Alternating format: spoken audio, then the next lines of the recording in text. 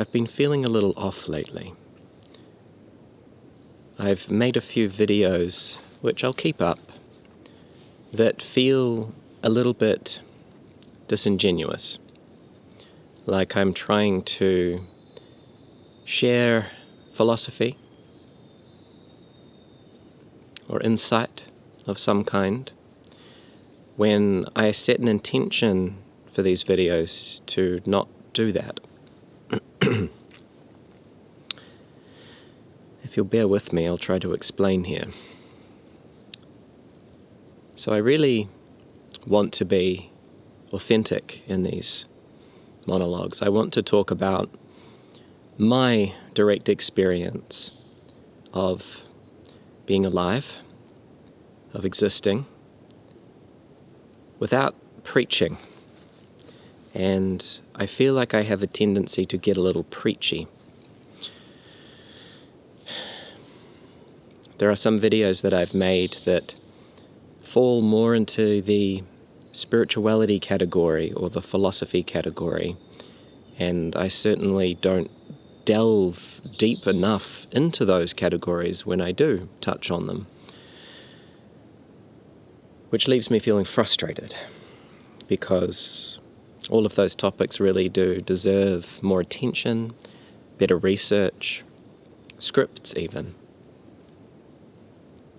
But that's not my intention here with you. My intention here is to show a human being going through the motions of existence, of trying to figure things out, of feeling rather than thinking. And it's all part of the journey. I think I had to make those videos to arrive at this place now, to feel like I'd got something out that wasn't the thing that I wanted to get out. So I keep envisaging a triangle that I'm trying to stay at the center of. And this triangle is comprised of three things, obviously. In no particular order or hierarchy. We have spirituality, we have philosophy, and we have trauma. And I find that I'm at the center of this triangle, and when I talk about the topics in these videos, they tend to veer towards one or the other, and I might veer towards all of them throughout, but it might be a little bit too philosophical, or a little bit too much of a trauma dump, or a little bit too spiritual. And I don't want to pigeonhole myself in any of those avenues, to mix metaphors. So I'm trying to stay at the center of that triangle. That triangle does seem to be what this is. My life, I suppose, has been a contention between those three elements of spirituality, philosophy, and trauma, and how all of those integrate and intermix and repel one another as well.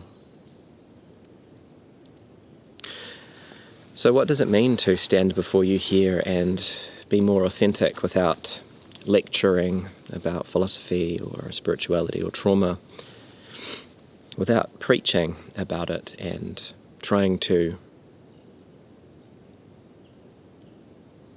show you how to be, how to live? Because that's not what I want to do. There is too much of that out there in the world, as you are aware. And that's fine. But I don't really want to join that noise. And that leaves me concerned with, well, what do I really have to offer? And I think that's the compelling force which makes me gravitate towards spirituality or philosophy or trauma, is that, I feel like I might have something of value to share with you. And I come away from it feeling disenchanted and disillusioned, and like I've kind of been untrue to myself, abandoned myself a little bit. Because I honestly don't know I don't know how much I should be thinking about those three topics. I don't know where I stand on all of the issues in those topics. I don't subscribe to any particular spiritual worldview or even philosophical worldview, and I certainly don't know the healthiest way to deal with all the trauma that this particular life has been given. I don't have any of the answers, and it makes me deeply uncomfortable to pretend to portray to you and to myself that I do. So what's left? What's left is honesty, and I think that might be inherently more valuable to myself than to you. I think we all need to be a little bit more honest. There I go with the preachiness again, you see?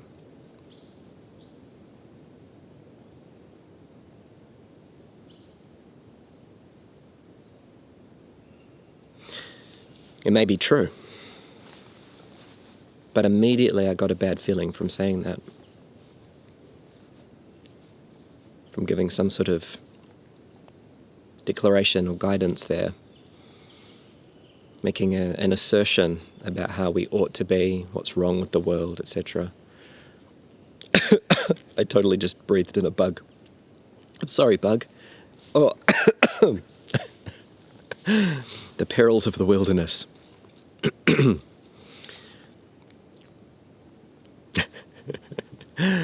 Is that a sign?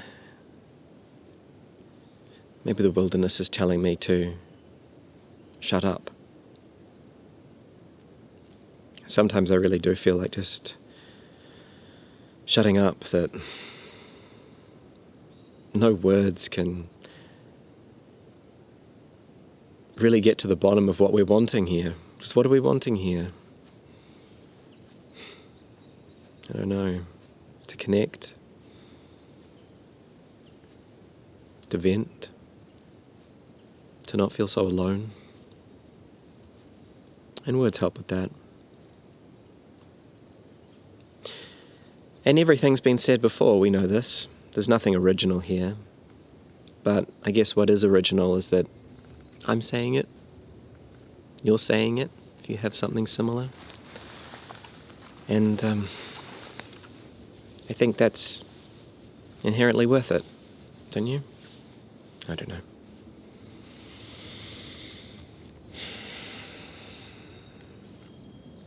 So what is it to be authentic here for me? What can I share with you that hovers in the middle of that triangle, that takes a little bit of philosophy and spirituality and trauma and combines it into me? Something that I can share with you that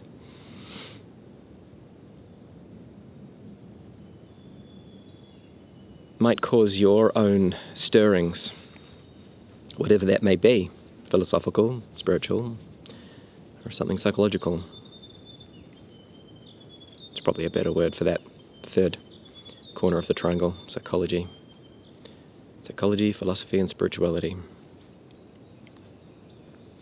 The big three, really.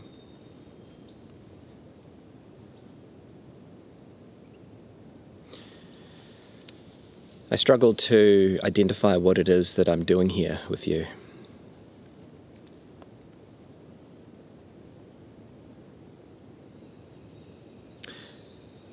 So many of us want to share something. Like we've all felt something that we want others to feel too. It's kind of like wanting to not eat alone, wanting to share a meal with people. Part of you knows that they're tasting what you're tasting.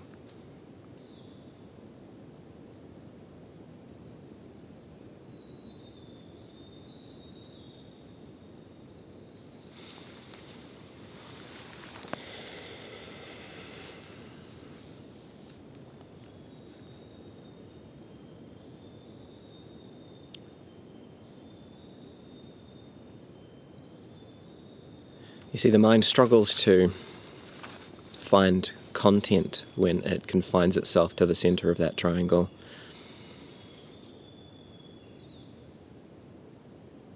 I kind of trap myself there.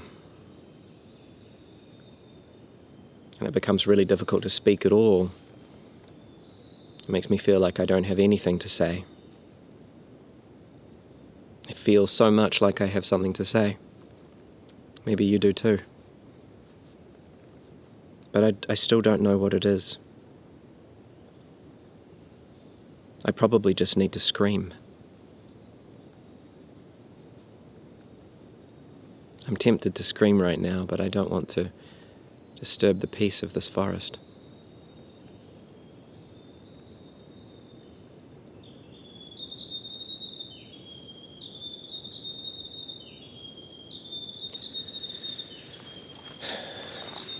Sometimes I have nightmares where I'm aware that I'm dreaming, but I can't wake up. And the only way to wake up is to scream myself awake, to break that barrier between my unconscious and my conscious. And I do. I scream in the dream. It's almost as if I have no voice. It's almost as if I can't get it out. It's almost like that feeling of wanting to scream in public, but feeling the oppression of the absolute inappropriateness of that actually stopping you physically from doing it. Or similar to the feeling of l'appel du vide, of the call of the void. You know, standing on the edge of a cliff, knowing that you could just so easily go over, and something holds you back. There's that feeling. And I managed to just get out a scream, just enough. And then I do scream a little bit.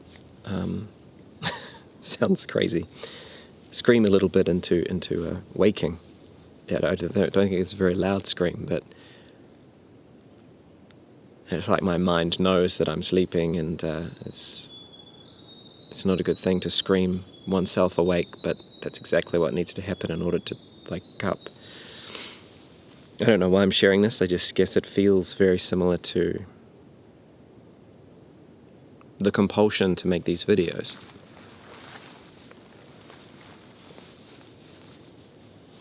If I feel into that feeling, what is it?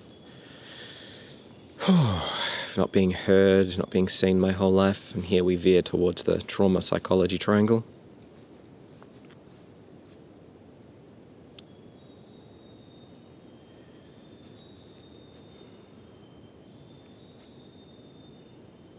It's really weird because it's I felt the tendency or the motion there to move towards the psychological corner of the triangle, and it was the other two that put sort of an elastic tension on me moving in that direction, pulling me back to the center. And that's interesting because that doesn't feel good either. It feels like a gaslight. It feels like I want to talk about things psychologically, but then the spiritual and the philosophical say, no, but what about this? You don't have the right perspective. And I think the same is true when I'm too philosophical. The spiritual will bring me back that way. The psychological will bring me out of, existential nihilism or something. And so that bug is still tickling my throat. And so I feel stuck in the center of this, what shape is it again? Triangle. I feel stuck at the center of the triangle. It's frustrating because it's both the liberating place of not being either of those three things, but also it's the center of the maze, the most lost as well.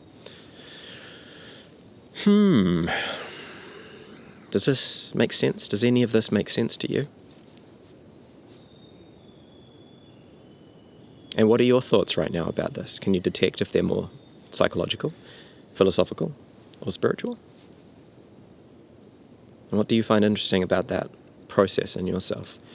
Where does your mind typically go when it sees this kind of thing? Do you want to psychoanalyze me?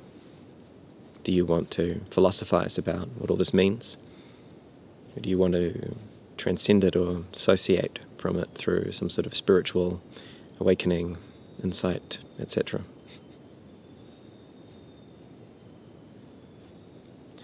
There's a lot of subtext in how I just described those three things, I know.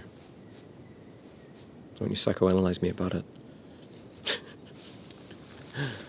And now I'm feeling just rather self-absorbed. I'm just talking about myself and just totally lost in my own world.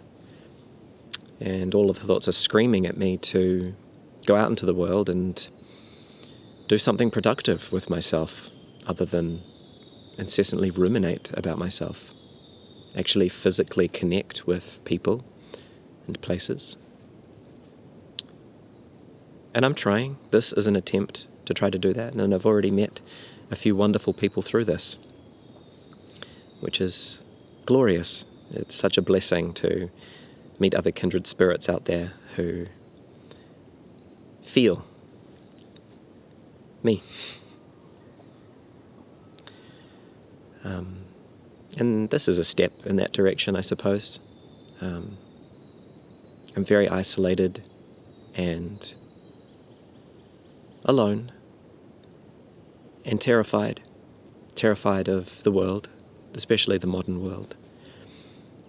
Funnily enough, if any of you were to come into the forest here, all of a sudden just appear behind a tree over there, and, well, I'd freak out. But if anyone was to approach me in this forest, my domain, I'd have zero anxiety about talking, ad nauseum with you about anything, about you, about the cosmos, whatever.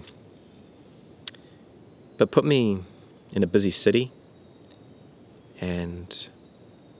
or even a small town.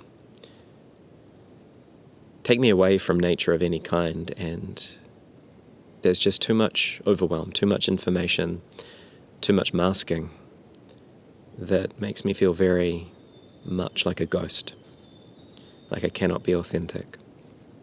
So it's very difficult for me to want to just go out into the world and meet others and, do some charity work or do some volunteer work or it's a highly sensitive person. Being in crowds does my head in.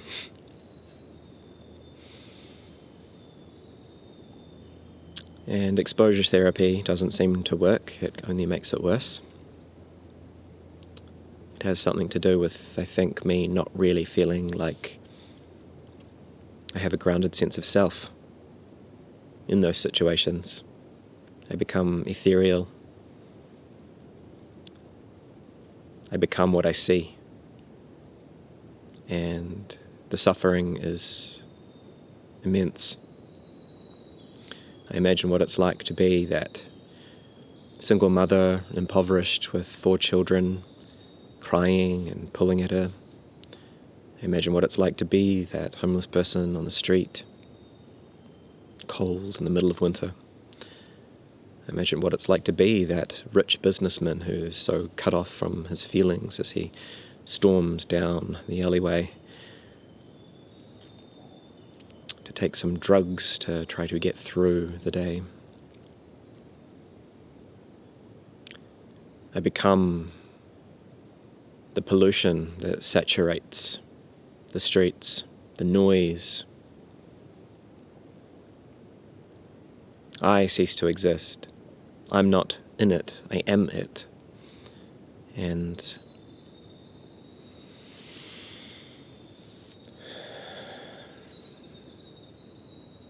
that kind of self-dissolution is not the good kind. That kind of boundary dissolution is not the good kind. But here,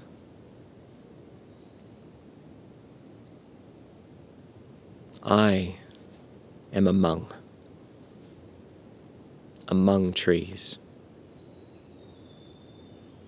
And I feel like I can become the trees in the same way, but I become the trees. I'm not dissolved into treeness, you know.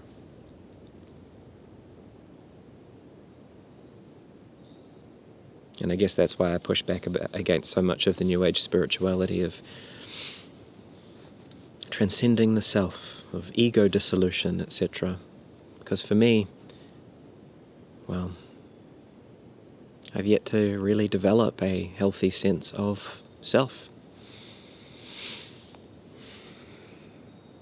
And that is psychological, philosophical, and spiritual.